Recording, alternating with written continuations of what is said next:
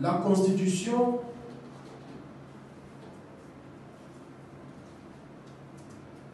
affirme que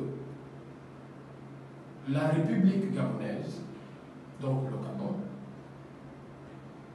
affirme solennellement son attachement aux droits de l'homme et aux libertés fondamentales, tels qu'ils résultent notamment de la Déclaration universelle des droits de l'homme de 1948 et consacrée par la Charte africaine des droits de l'homme et des peuples de 1981.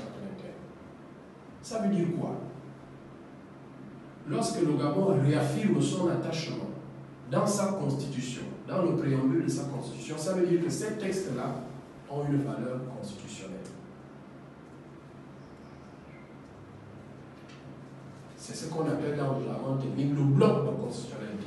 Parce que le préambule et la constitution font corps. C'est ça le bloc de constitutionnalité. Donc ces textes-là ont la même valeur que la constitution du Gabon. Nous nous retrouvons donc dans une situation où les normes à valeur constitutionnelle ne sont pas respectées par les autorités judiciaires du Gabon. C'est très grave.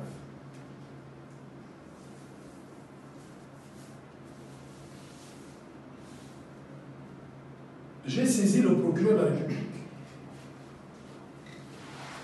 et le procureur général, qui sont les autorités judiciaires ayant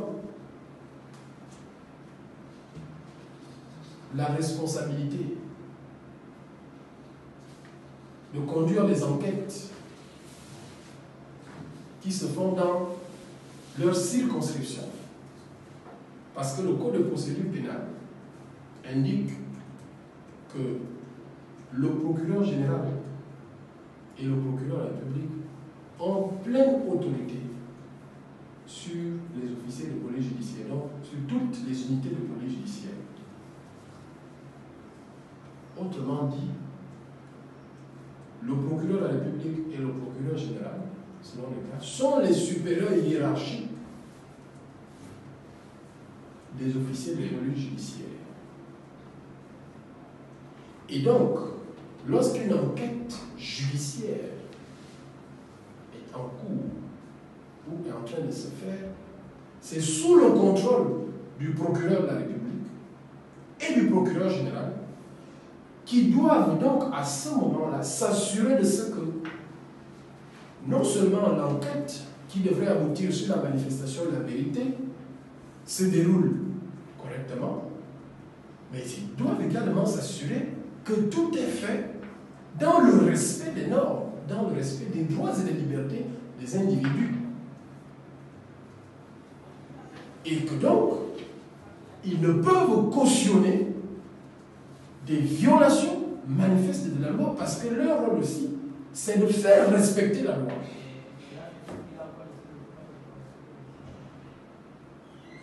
Je vous l'ai dit, je les ai saisis formellement. À ce jour, je n'ai aucune réponse satisfaisante. Aucune. Ce qui est pour le moins curieux. J'ai envie de dire étrange. Parce que comment comprendre que le procureur de la République ou le procureur général veulent me faire croire à moi qu'ils n'ont pas constaté cette violation manifeste de la loi? Ils ne l'ont pas constaté. Je n'ose pas le croire. Je n'ose pas le croire. Au Gabon, la durée de la garde à vue, c'est 96 heures. Nous sommes à près d'un mois.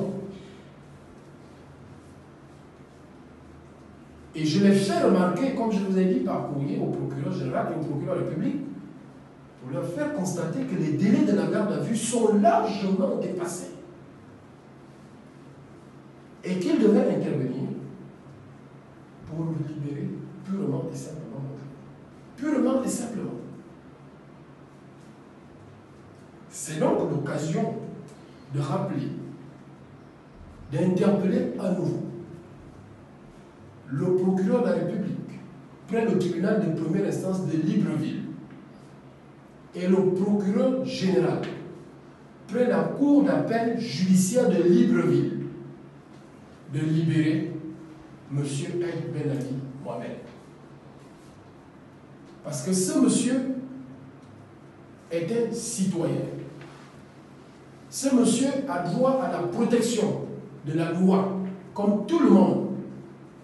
Il est inadmissible, il est inconcevable, dans un état de droit, que ces droits soient aussi bafoués au vu et au su des autorités en charge de faire respecter la loi.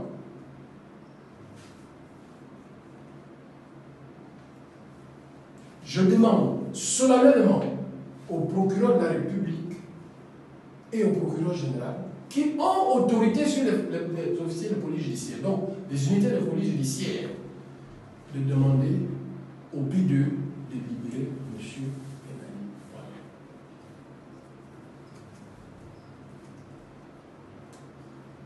Parce que dans un état de droit, et moi je continue de penser que le Gabon est un état de droit, il faut que les droits et les libertés